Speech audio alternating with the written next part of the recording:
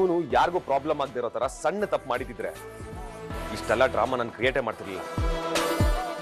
ಆದ್ರೆ ಇವನು 100 ಜನದ ಮುಂದೆ ನಮ್ಮಪ್ಪನ ತಲೆ ತಗ್ಸೋ ಹಾಗೆ ಮಾಡಿದಾನೆ.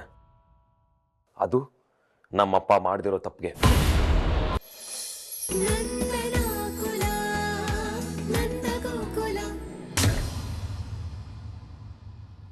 ನೋಡಿ, ಎಲ್ರೂ ನೋಡಿ, ಮೆಂಬರ್ಸು ಹಬ್ಬಕ್ಕೆ ಅಂತ ದುಡ್ಡಿನ ಬ್ಯಾಗ್. ಇದು ನಿಮ್ ಮನೆ ರೂಮಿನ ಕಬೋರ್ಡ್ ಅಲ್ಲಿ ಇತ್ತು.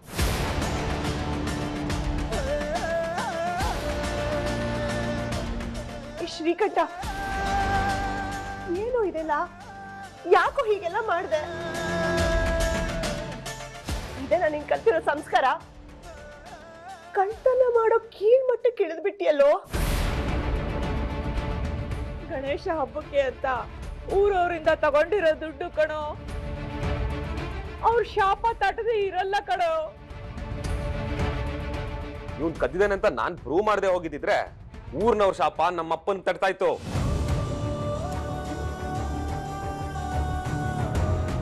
ಏಯ್ ಬಾರ, ನಿನ್ ಮನೆಯವ್ರ ಮುಂದೆ ನಿನ್ ಬಣ್ಣ ಬಯಲಾಯ್ತು. ಇವಾಗ ನೀನೆಂತ ನರಿ ಅಂತ ಊರವ್ರಿಗೆಲ್ಲ ಗೊತ್ತಾಗ್ಬೇಕು. ಬಾರ. ವಲ್ಲಭ, ಬೇಡ ವಲ್ಲಭ, ನನ್ ಮಗ ತಪ್ಪು ಮಾಡಿದಾನೆ, ಹೌದು. ಅದಕ್ಕೆ ನೀನು ಇಷ್ಟೊತ್ತು ಅವನ್ನ ಹೊಡೆದು ಸೇರ್ ತೀರಿಸ್ಕೊಂಡಿದ್ಯಾ ಅಲ್ವಾ?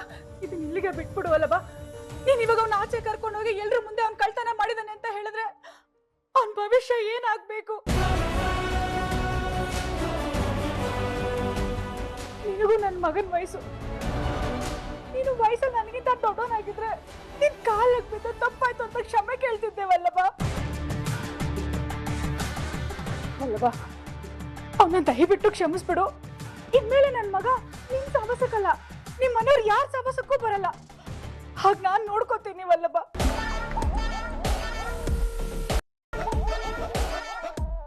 ನೀನೀಗ ಮನ್ಸು ಮಾಡಿದ್ರೆ ನನ್ ಮಗನ ಭವಿಷ್ಯ ಉಳಿಯುತ್ತೆ ವಲ್ಲಭ. ನನಗೆ ಗೊತ್ತು ನಿಮ್ ತಾಯಿ ನಿನ್ನ ಎಷ್ಟು ಪ್ರೀತಿಯಿಂದ ಬೆಳೆಸಿದ್ದಾರೆ ಅಂತ. ತಾಯಿ ಸಂತ ನಿನಗೆ ಅರ್ಥ ಆಗುತ್ತೆ ಅಲ್ವಾ?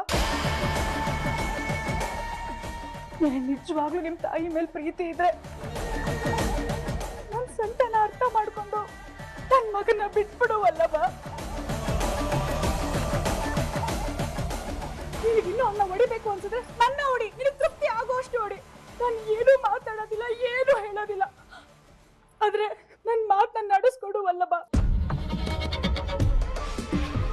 ಏನೆಲ್ಲರೂ ಹೀಗ್ ನಿಂತಿದ್ದೀರಾ? ಶ್ರೀಕಂಠ ಈ ಮನೆ ಮಗನ ಅವಮಾನ ಆಗ್ತಿದ್ರೆ ಎಲ್ರೂ ಹೀಗ್ ನೋಡ್ಕೊಂಡು ಸುಮ್ಮನೆ ನಿಂತಿದ್ದೀರಾ? ಈಗ ಶ್ರೀಕಂಠ ಹೊರಗಡೆ ಹೋಗಿ ಎಲ್ರ ಮುಂದೆ ತಲೆ ತೆಗ್ಸಿದ್ರೆ ಹೋಗೋದ ಅವನ್ ಮರ್ಯಾದಿಲ್ಲ, ಇಡೀ ಮನೆ ನನಗ್ ಮರ್ಯಾದೆ. ನೀವ್ ಯಾಕೆ ಹೀಗ್ ಸುಮ್ಮನೆ ನಿಂತಿದ್ದೀರಾ? ನೀವಾದ್ರೂ ಹೇಳಿ.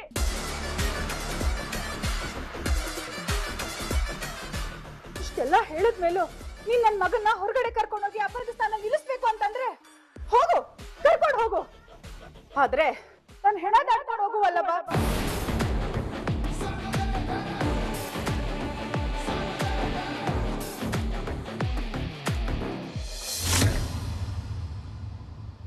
ಹಲೋ ಯಜಮಾನ್ರೆ, ಎಲ್ಲಪ್ಪ ನಿನ್ ಮಗ? ಇನ್ನು ಎಷ್ಟೊತ್ತಂತ ಕಾಯ್ಬೇಕು ನಾವು? ರಮೇಶ, ಸ್ವಲ್ಪ ತಾಳ್ಮೆ ತಗೋ. ನಂದಣ್ಣನ ಮಗ ಸ್ವಲ್ಪ ಕಾಲಾವಕಾಶ ಕೊಡಿ ಅಂತ ಹೇಳಿತಾನೆ ಒಳಗಡೆ ಹೋಗಿರೋದು. ಬರ್ತಾನೆ, ಬರೋವರೆಗೂ ಸ್ವಲ್ಪ ತಾಳ್ಕೊ. ಮೂರ್ತಿ ಅಣ್ಣ, ನಿಮ್ಗೆ ಯಾಕೇನು ಅರ್ಥ ಆಗ್ತಾ ಇಲ್ಲ? ನಿಮ್ಮ ಹತ್ರ ಏನ್ ಬಡ್ಕೊಳ್ಳೋದು ನಾನು? ಈ ನಂದನ್ ಕುಟುಂಬದವರು ನಮ್ ಕಿವಿಗೆ ದಾಸವಾಳದ ಹೂವ ಮೂಡಿಸ್ಬೇಕು ಅಂತಿದ್ದಾರೆ. ನಿಮ್ಗೆಲ್ಲ ಅರ್ಥನೇ ಆಗ್ತಾ ಇಲ್ವಾ ಇದು? ವಲ್ಲಭ ಹಾಗೆಲ್ಲ ಸುಮ್ನೆ ಯಾರ್ಯಾರ್ದೋ ಮನೆಗೆ ಹೋಗೋನಲ್ಲ.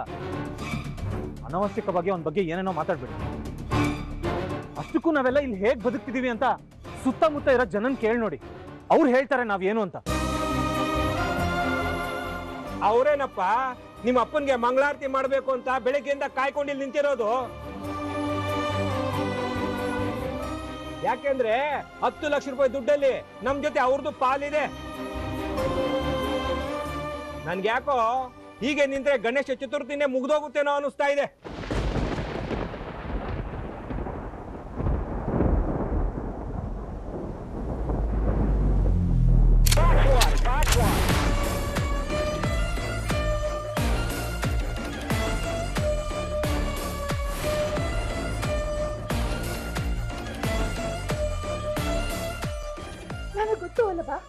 ನಿನಗೆ ಒಳ್ಳೆ ಮನ್ಸಿದೆ, ತಾಯಿ ಪ್ರೀತಿ ಬೆಲೆ ಏನು ಅಂತ ನಿನಗೆ ಗೊತ್ತಿದೆ, ತಾಯಿ ಆಗೋ ನೋವು ನಿನಗೆ ಅರ್ಥ ಆಗತ್ತೆ ಅಂತ ನನಗೆ ಗೊತ್ತು ವಲ್ಲಭ.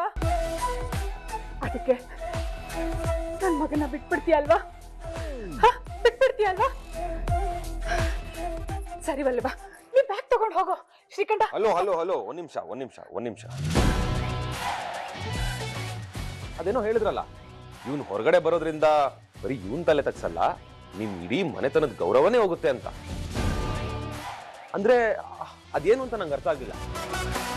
ಗೌರವ ಎಲ್ಲ ನಿಮ್ಮ ಮನೆತನಕ್ಕಿರೋದು, ನಮ್ಗೆ ಯಾರಿಗೂ ಇಲ್ಲ ಅಂತನಾ?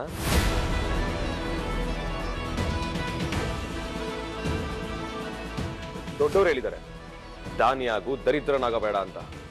ನಾನು ಇವನ್ ಮೇಲೆ ಕರುಣೆ ತೋರಿಸಿ ಇಲ್ಲೇ ಬಿಡ್ಬೋದು, ಆದ್ರೆ ನಮ್ಮ ಅಪ್ಪನ ಮುಖ ಕಂಟಿರೋ ಮಸಿನ ಯಾರು ತೊಳಿತಾರೆ?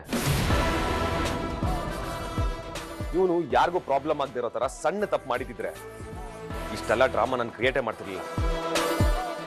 ಆದ್ರೆ ಇವನು 100 ಜನದ ಮುಂದೆ ನಮ್ಮಪ್ಪನ ತಲೆ ತಗ್ಸೋ ಹಾಗೆ ಮಾಡಿದಾನೆ. ಅದು ನಮ್ಮಪ್ಪ ಮಾಡದಿರೋ ತಪ್ಪಿಗೆ. ಇವಾಗ ನಿಮ್ ಕಣ್ಣೀರಿಗೆ ಬೆಲೆ ಕೊಡ್ಲಾ ಅಥವಾ ನಮ್ಮಪ್ಪನ ಉಳಿಸ್ಕೊಳ್ಳ? ಇಷ್ಟಕ್ಕೂ ಇವನನ್ನ ಹೊರಗಡೆ ಕರ್ಕೊಂಡೋಗಿ ನೋಡ್ರಪ್ಪ ಇವನೇ ಕಳ್ಳ ಅಂತ ಹೇಳಿ ನಿಮ್ಮೆಲ್ರಿಗೂ ಅವಮಾನ ಮಾಡೋ ಉದ್ದೇಶ ನನಗಿಲ್ಲ. ನನ್ನ ಉದ್ದೇಶ ಏನು ಅಂದ್ರೆ ನಮ್ಮಪ್ಪ ನಿರಪರಾಧಿ ಅಂತ ಪ್ರೂವ್ ಆಗ್ಬೇಕು. ಇವನ್ ಹೊರಗಡೆ ಬರ್ಲಿಲ್ಲ ಅಂದ್ರೆ ಸತ್ಯನೂ ಹೊರಗಡೆ ಬರಲ್ಲ. ಆ ದೇವ್ರೆ ಕೆಳಗಿಳಿದ್ ಬಂದು ನಾನ್ ಬೇಕಾ ಇಲ್ಲ ನಿಮ್ಮಪ್ಪ ಬೇಕಾ ಅಂತ ಅಂದ್ರೆ ನಾನ್ ನಮ್ಮಪ್ಪ ಅಂತಾನೆ ಹೇಳೋದು.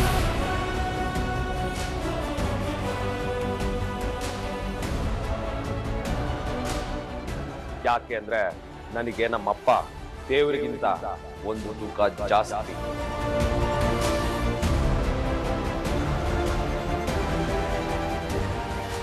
ದೇವರನ್ನೇ ಲೆಕ್ಕ ತಗೊಂಡಿಲ್ಲ, ಇನ್ನು ನೀವು. ರಗಣ, ಒಂದು ಸ್ಟ್ರಾಂಗ್ ಟೀ ಹಾಕೋ. ಓಹೋ, ಏನೋ ಶಿವು, ಹೊಸ ಶರ್ಟು, ಹೊಸ ಪ್ಯಾಂಟು, ಹೊಸ ಕನ್ನಡಕ. ಅಲ್ಲ, ನೆನ್ನೆ ಆಗಿದ್ದ ಆಕ್ಸಿಡೆಂಟ್ ನೋಡಿ ನೀನೆಲ್ಲೋ ಕೈ ಕಾಲಿಗೆಲ್ಲ ಬ್ಯಾಂಡೇಜ್ ಹಾಕೊಂಡ್ ಬತ್ತೀಯ ಅಂದ್ಕೊಂಡಿದ್ದೆ. ನೀನೊಳ್ಳೆ ಪಂಕಾಗ್ ಬಂದಿದ್ಯಲ್ಲೋ. ನಿನ್ನೆ ಆಗಿದ್ದು ಆಕ್ಸಿಡೆಂಟ್ ಅಂದ್ಕೊಂಡ? ಓಹೋ, ಎಲ್ಲ ಬರೀ ಓಳು. ಏನೋ ಹೇಳ್ತಾ ಇದೀಯ ನೀನು? ಯಾರೋ ಒಬ್ಬ ಬಂದ, ಒಂದ್ ಲೂನಾ ಬರುತ್ತೆ, ಅದು ಡಿಕ್ಕಿ ಹೊಡೆದಿ ಮೂರ್ಛೆ ಹೋಗೋ ತರ ಆಕ್ಟ್ ಮಾಡು, 5,000 ಕೊಡ್ತೀನಿ ಇಂದ. ನಾನು ಯೋಚನೆ ಮಾಡ್ದೆ, ರಾತ್ರಿ ತಿಂಡಿ ತೀರ್ಥಕ್ಕೆ ಎಲ್ಲ ಆಗುತ್ತೆ ಅನ್ಕೊಂಡು ಸರಿ ಅಂತ ಒಪ್ಕೊಂಡೆ.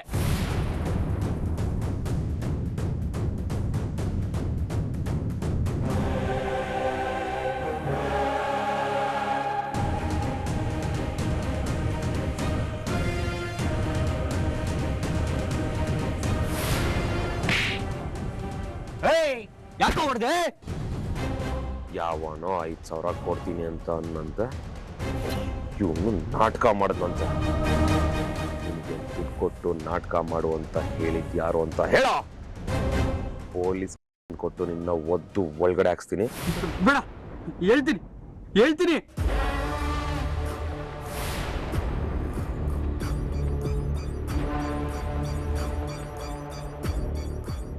ಸೂರ್ಯಕಾಂತ್ ಅವ್ರೆ, ಏನಿದೆಲ್ಲ? ನಿಮ್ಗೂ ನಂದ ಅವ್ರಿಗೂ ಒಬ್ಬರನ್ನೊಬ್ರು ಕಂಡ್ರೆ ಆಗಲ್ಲ ಅಂತ ಇಡೀ ಊರಿಗೆ ಗೊತ್ತು. ಹಂಗಂತ ಇಂಥ ನೀಚ್ ಕೆಲಸ ಮಾಡೋದ? ಈಗ ಶ್ರೀಕಂಠನ ಮೇಲೆ ಪೊಲೀಸ್ ಕಂಪ್ಲೇಂಟ್ ಕೊಡೋಣ, ಏನ್ರಪ್ಪ?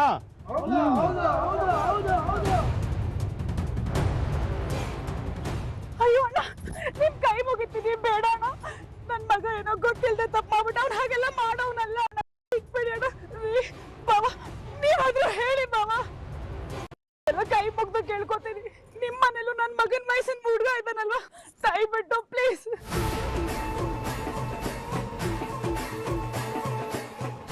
ಅದೆಲ್ಲ ಆಗೋದಿಲ್ಲಮ್ಮ. ನಿನ್ ಮಗ ಮಾಡಿರೋದು ತಪ್ಪಲ್ಲ, ಅಪರಾಧ. ನಾವು ಪೊಲೀಸ್ಗೆ ಫೋನ್ ಮಾಡೇ ಮಾಡ್ತೀವಿ.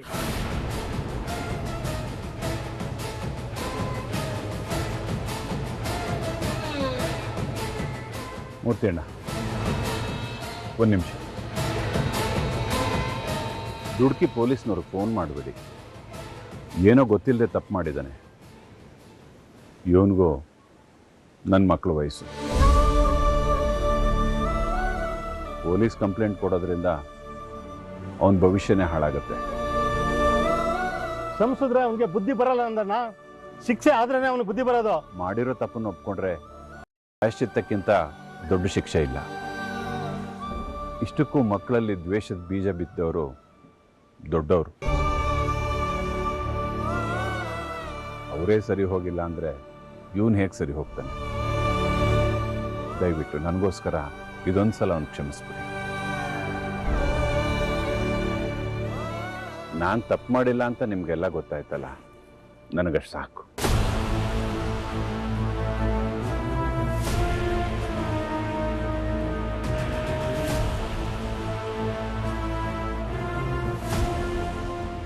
ಯಜಮಾನ್ರೆ, ಎಲ್ಲ ಇಲ್ಲೇ ನಿಂತು ಮಾತಾಡ್ತಾ ಇದ್ದೀವಿ. ಬನ್ನಿ ಮನೆಯೊಳಗೆ ಹೋಗೋಣ, ಹಬ್ಬದ ಬಗ್ಗೆ ಮಾತಾಡೋಣ. ನೋಡ್ರಪ್ಪ, ಇವತ್ತೇ ಹಬ್ಬ. ಎಲ್ರು ಮನೆಗೆ ಹೋಗಿ ಬೇಗ ಸಿದ್ಧವಾಗಿ ಬನ್ನಿ. ಏನು ಆಯ್ತಾ?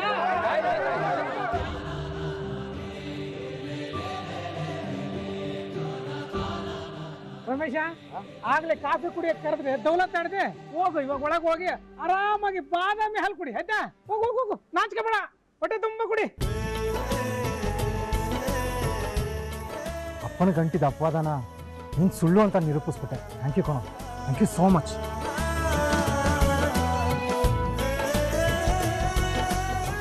ಅಮ್ಮ, ಅಪ್ಪ ನಮ್ ಕಾಯ್ತಿರೋ ನೆರಳು, ನಮ್ಮನ್ನೆಲ್ಲ ಹಿಡಿದಿತ್ತಿರೋ ಬೇರು. ಅಪ್ಪ ಅನ್ನೋ ಆಧಾರ ಅಲ್ಗಾಡಕ್ಕೆ ನಾವು ಯಾವತ್ತೂ ಬಿಡ್ಕೊಡ್ಬಾರ್ದು.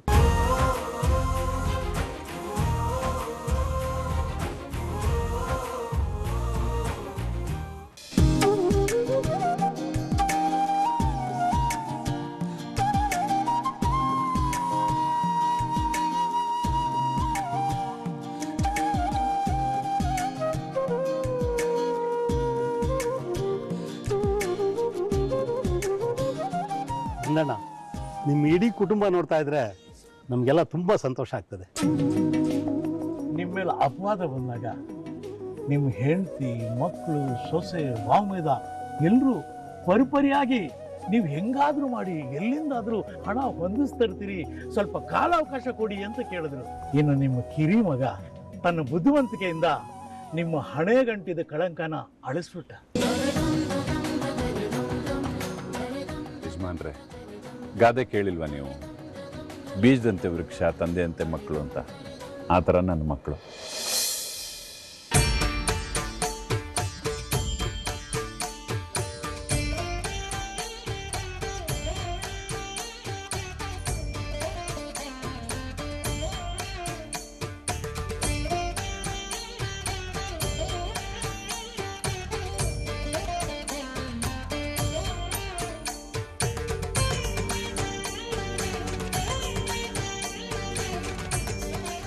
ಹಲೋ ಹಲೋ ಹಲೋ, ಮಹಿಳೆಯರೇ ಮತ್ತು ಮಹನೀಯರೇ, ನಮ್ಮ ಊರಿನ ಗಣ್ಯ ವ್ಯಕ್ತಿಗಳೇ, ನಮ್ಮ ಅಕ್ಕನವರೇ, ಭಾವನವರೇ ಮತ್ತು ನಮ್ಮ ಅಳಿಯಂದಿರೇ, ಊರಿನಲ್ಲಿ ವಿಶೇಷವಾಗಿ ಬಂದಿರತಕ್ಕಂಥ ನಮ್ಮೆಲ್ಲರಿಗೂ ಧನ್ಯವಾದಗಳು. ಈ ವಿಶೇಷವಾದ ಗಣೇಶೋತ್ಸವದಲ್ಲಿ ವಿಶೇಷವಾದ ಒಂದು ನೃತ್ಯ ಪ್ರದರ್ಶನ ಮಾಡಲಿದ್ದಾರೆ ನಮ್ಮ ಮೀನಮ್ಮ ಮತ್ತು ರಕ್ಷಾ ಅವರು.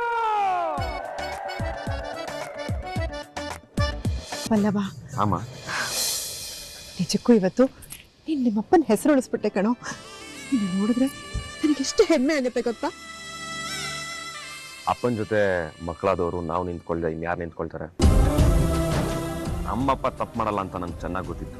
ಅದಕ್ಕೆ ತಪ್ಪು ಎಲ್ಲಾಗಿದೆ ಅಂತ ಕಂಡಿಡಿದು ಎಲ್ರಿಗೂ ಅರ್ಥ ಮಾಡಿಸ್ದೆ ಅಷ್ಟೇ.